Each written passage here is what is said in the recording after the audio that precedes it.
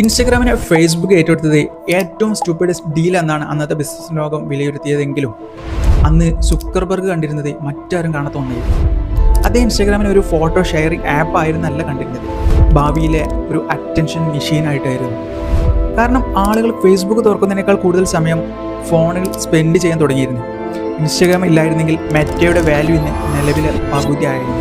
ഇൻസ്റ്റഗ്രാമിനെ വാങ്ങാൻ ഫേസ്ബുക്ക് മാത്രമായിരുന്നില്ല ശ്രമിച്ചിരുന്നത്. ട്വിറ്ററിൻ്റെ ഫൗണ്ടറായ Jack ഡോർസിക്കും Instagram വാങ്ങാൻ വലിയ താല്പര്യമുണ്ടായിരുന്നു. റിപ്പോർട്ട്സ് പ്രകാരം ട്വിറ്റർ $500 മില്യൺ വാല്യുവേഷൻ റേഞ്ച് വരെ കൺസിഡർ ചെയ്തിരുന്നതാണ്. ആ സമയത്താണ് ഫേസ്ബുക്ക് ഇത്രയും വലിയ ഓഫറുമായി മുന്നോട്ട് വന്നത്. ഇന്ന് ഇൻസ്റ്റഗ്രാം വർഷം $70+ ബില്യൺ റവന്യൂ ഉണ്ടാക്കുന്നുണ്ട്. മെറ്റയുടെ ടോട്ടൽ ആഡ് റവന്യൂയുടെ 50% ഇൻസ്റ്റഗ്രാമിലാണ്. അന്ന് സ്റ്റുപ്പിഡസ്റ്റ് ഡീൽ എന്ന് വിളിച്ച് കളിയാക്കിയ അതേ വാൾ സ്ട്രീറ്റ് തന്നെ പിന്നെ ഡീലിനെ വിശേഷിപ്പിക്കുന്നത് best tech acquisition in history എന്നാണ്.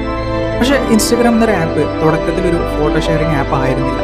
അതറിയുന്നവർ കമൻറ്റിലും കൂടുതലായി കണ്ട് നമുക്ക് അടുത്ത് വരുന്നു.